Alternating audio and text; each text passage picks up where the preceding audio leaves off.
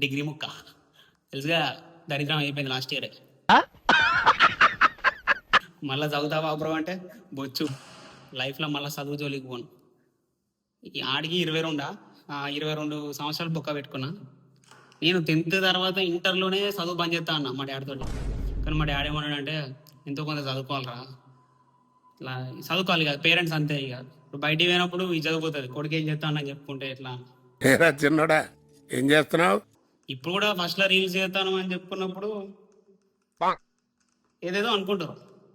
మనకంటూ ఒక రీచ్ వచ్చినాక కానీ, లేకపోతే నలుగురు ఇష్టపడ్డాక మీ అబ్బాయి బాగా చేస్తున్నాడు వీడియోస్ అని ఇట్లా చెప్పినప్పుడు వాళ్ళు కూడా హ్యాపీ ఫీల్ అవుతారు అనమాట. సో టైం పడుతుంది, దేనికైనా ఒక టైం పడుతుంది, ఆపుకోవాలి.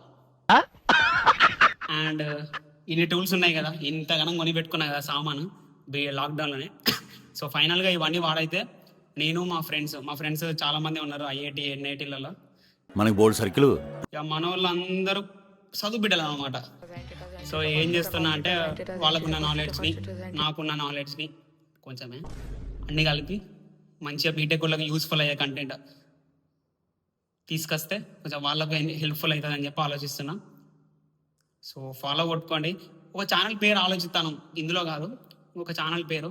మీకు ఏమైనా ఐడియా ఉంటే కామెంట్లో పెట్టండి. ఈ మంత్ ఎండ్ వరకు we are going to start something new for students.